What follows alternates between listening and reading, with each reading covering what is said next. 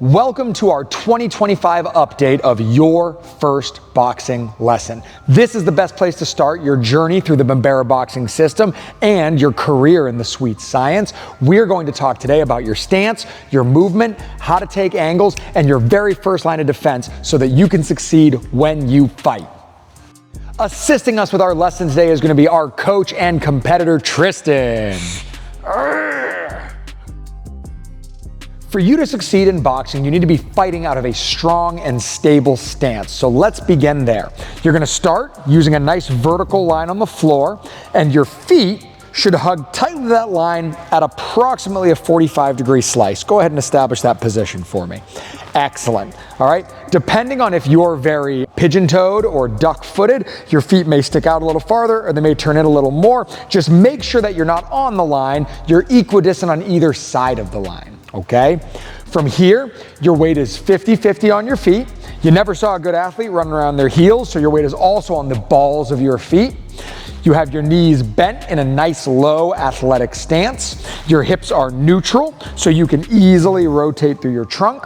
And now the most important part in a good boxing stance to start, the line of your feet matches the line of your hips, matches the line of your shoulders. Once you've accomplished all of this, you lift those hands up to under your eyes and tuck your elbows in tight to your body. And this is an excellent looking stance from Tristan over here. You can see his lead arm protects him from straight shots, the 1 and the 2 high and low, and his rear arm protects him from those long, slappy lead hooks from his opponent in a closed exchange, coming high and low to the liver. This is his outside boxing stance. In the Bambara boxing system, we teach 3 stances. We teach the outside stance, the middle distance stance, and the inside stance. In future videos, we'll cover that, but for today, this is the stance you start at because every fight starts on the outside. You can see that this stance is designed to decelerate, to absorb and dissipate force, okay? If I feed a shot into the front of the stance, Tristan has a whole bunch of structure behind this, his back leg, his hips, to absorb and dissipate this force, so it's not just rattling around in his head. Because of this nice athletic stance, he's also in a spectacular position to spring into offense and generate power. There are a couple things in boxing that are finite resources. One of them is leg. Whether you're defending, whether you're moving, whether you're punching, you always want a little bit of bend in those legs. You don't want to be locking out those legs because then it takes a beat for you to get back on base before you can absorb force again. Some quick terminology in this stance. The side of your body that your feet are open to is called your open side. The side of your body that your feet are closed to is called your closed side. This is like a whole port starboard thing. You'll get the lingo. Just give it time.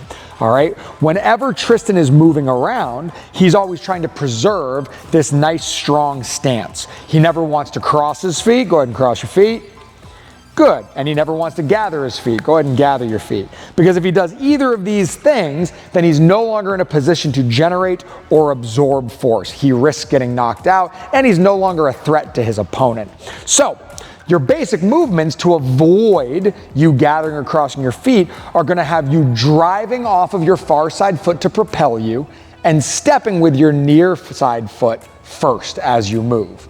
So if Tristan pushes off his back foot, that can move him forward, and it can move him to his left, almost like a little jump. If he pushes off his left foot, that can move him to the right, and it can move him backwards. And this way, he's never gathering or crossing his feet as he moves in the cardinal directions.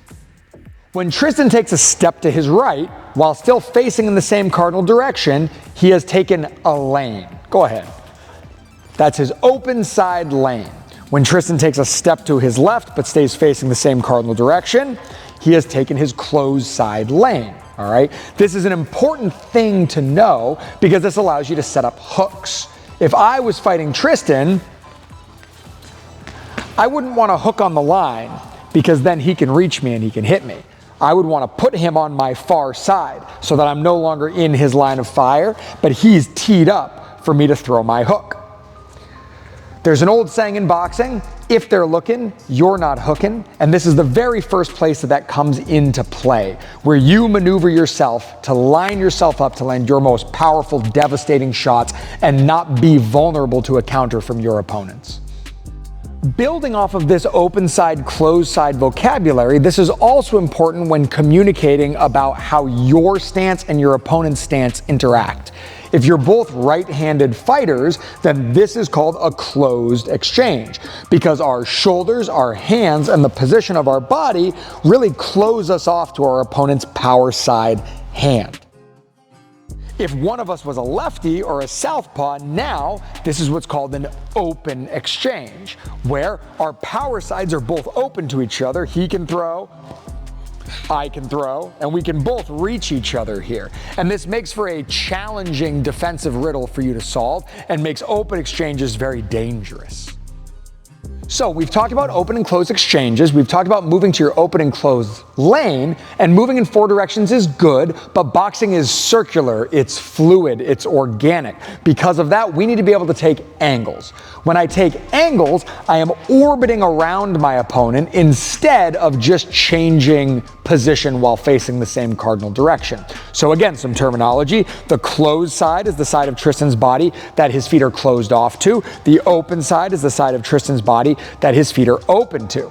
If Tristan were to be taking a closed side angle, he's going to be moving to his left. He's going to take a small step straight forward with his left foot, and then he's going to pivot 90 degrees around that foot.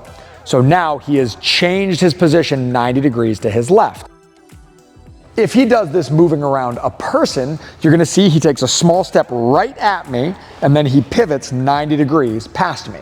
If he's done this correctly, he is outside of my line of fire, and he has positioned me on his far side to be able to attack my center line with a hook or with an uppercut.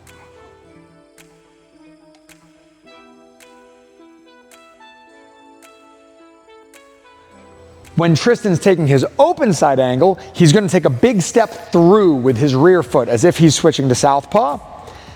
And then he's going to take a small pull as he turns his body to face his opponent and returns to his original stance.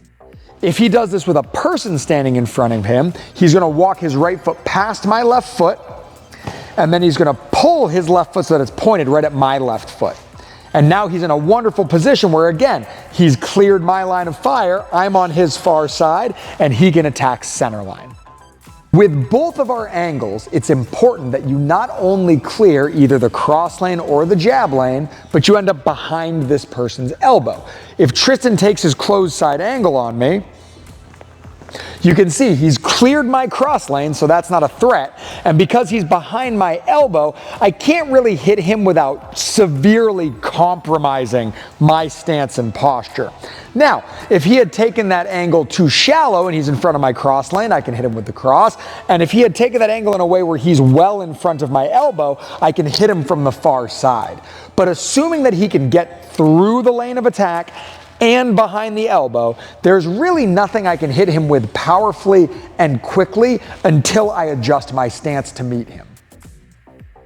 The same thing is true from the open side as well. Tristan takes that angle, go ahead. He's cleared my jab lane, he's behind my elbow, and he has one additional responsibility when he takes this open side angle. And that's for him to make sure that this foot is pointed right at my foot. If this foot is in front of my foot, I'm going to be able to pivot on my back leg and immediately meet him. But if his foot is obstructing my foot, then I need to compromise my base to meet him. It's either going to take me 2 beats, 1, 2, or I'm going to need to end up on one foot, or I'm going to need to gather my feet, or, God forbid, I just trip over his foot.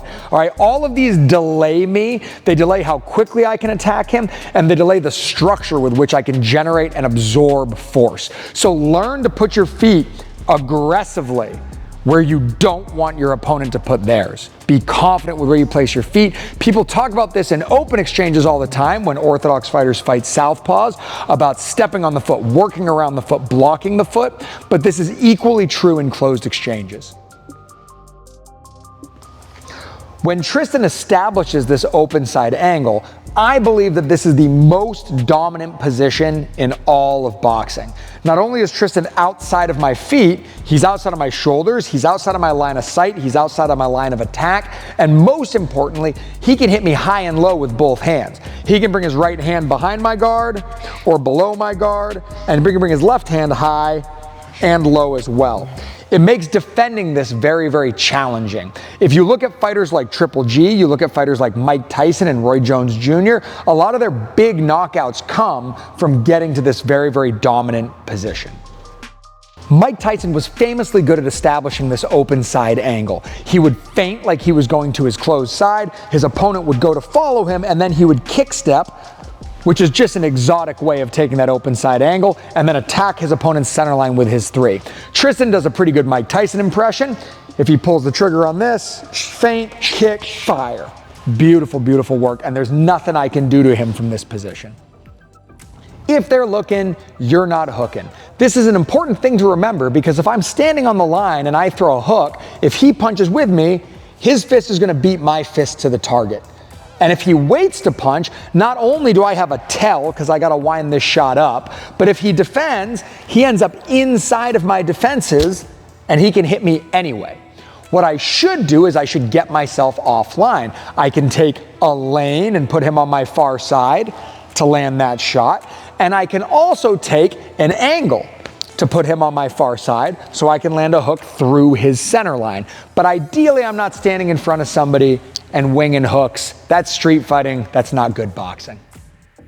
An easy way to practice these angles on your own in the absence of a coach or a partner is to lay down a little tape cross on the floor and imagine this as a four-way 90-degree symmetry. The same way that you would straddle the line to set up your regular stance, you're gonna straddle that line and you're gonna jam your left foot right up into this 90-degree angle as you do so. What you're trying to do to check if this positioning is correct is you're trying to replicate this identical stance 90 degrees to either side. So if Tristan takes his closed side angle, he steps over the line and then he pivots to straddle the line. And this way he knows that he's taking that angle correctly. If he does this 3 more times, 1, 2, 3, he should return to exactly where he started this drill. Now, in boxing, when your composure is being tested, when somebody's pressuring you, small mistakes, especially positional mistakes, become big mistakes. So an easy way for you to see if you're over moving or under moving is without looking at your feet to take this angle 4 times in a row. If you take this angle 4 times in a row, you will definitely notice those issues compounding, and you will either be dragging or you will be leading, and you'll know kind of where you need to trim the fat to make this feel better and make it more fight effective. This plays out the exact same way with your open side angle. Again, you're trying to replicate this stance 90 degrees to your open side. Tristan steps over the line, and then he pulls his foot right into that little 90-degree position right there. Beautiful work. One of the easiest ways to practice this and to really, really make sure that you've got it on lock is to close your eyes and practice taking these 4 angles, because then you'll be able to know what your body does when you're depending on your muscle memory, not when you're looking down and checking your feet all the time, because you're not going to be able to do that in a spar or in a fight. So if I close my eyes, 1, 2, 3, 4, and I look down, you can see I'm dragging a hair, but I've been doing this for a long time, and this muscle memory is well practiced. One of the biggest mistakes that people make when taking angles is they take angles out. They take angles away from the person instead of through the person. Your head can move left and right, up and down, but your feet need to get to the person you're attacking. If you look at my left foot here, when I take this angle on Tristan, I'm not stepping away. That's tempting when you're new because you're scared of this person's power side hand, but by the time I do this, yeah, we can't reach each other. It's really important if you look at my feet, when I step to my opponent, my head might get offline, but my foot comes straight at him, so I'm right on top of him to follow up with that attack. This is true both to the closed side and the open side. This is a good opportunity to talk about your very first line of defense in boxing and in all martial arts, and that is distance. It doesn't matter if your opponent is trying to punch you, kick you, choke you, stab you. If you're not in range for them to use that tool, then they cannot effectively attack you with it. So even if Tristan and I are fighting each other here, go ahead, line up with me. If I take an angle on Tristan, he can just step away. It doesn't set him up to fight immediately, but it keeps him alive to fight another day. If you want to continue the fight, if you want to deny your opponent an advantage, then you're gonna match that angle, almost like a square dance. Tristan and I are both on this little cross here. If he takes his close side angle, I take my close side angle. If he takes his open side angle, I take my open side angle. And if I don't want to do this anymore, he takes his close side angle, I step away and I sever that engagement on my terms. Another excellent drill for you to practice taking these angles and getting your positioning right is going to be on a nice swinging bag like this. If I give this bag a push, it swings, it moves, and I can practice moving through this space and out of this space on a rhythm. Something that's really important to remember when it comes to boxing is that nothing exists outside of pace and rhythm. Pace and rhythm matter. It's not always about what you're doing. The when you're doing it sometimes takes the forefront. So if I put Tristan on this bag, if he gives it a push, when it swings back at him, he can take that open side angle. As it vacates that space, he can take that closed side angle back and then exit through. And he can practice with this nice rhythm, almost like double Dutch, nice 2 steps, just taking these angles over and over again. If he ever gets whacked by the bag, or he ever has to take an extra step, that's a really good indicator that he's lost his positioning. While Tristan's over here working, I want to make sure that I get a chance to ask you folks to like and subscribe, to support the channel, and to remember that what we're teaching you is built on experience from 24 years of boxing and dozens of fights. It's not AI generated. Everything's homegrown, written, and filmed right here by my wife, myself, and my teammates. I hope you folks enjoy it. Our next video is going to be about how to move around the ring. Now that you know your stance and you know the techniques for moving around effectively and efficiently, you need to know the strategy and the tactics that support those techniques. It's important to remember right off the bat as you start this journey into your boxing career that boxing is a perfect closed system. If you do everything right, you hit and you don't get hit. Now, everybody gets hit. Everybody makes mistakes. It's very challenging to adhere to this system, especially when you're new. But you need to take extreme accountability for your skills. And if somebody hits you, it's not because they did something so good that you could not have defended it. It's because you either made a mistake or you misunderstood a situation. Pay attention as we continue to go through our fundamentals, our techniques, our tactics, and our strategies. And hopefully today you learned something that'll give you success when you fight. Good. All right. Okay. Good. Hey, that's pretty good. Not too bad. That's not bad at all. That's not bad at all. Yeah, now do it with the open side, because you're a guy who, oh, that was open. Okay, you got it, then I take it back. Close side, good. Good. That was perfect. That one was like legitimately, that one was like legitimately perfect. Yeah. Was that okay? It's almost like you're becoming a YouTube personality. Almost. Smash that bell icon, like and subscribe. Yes.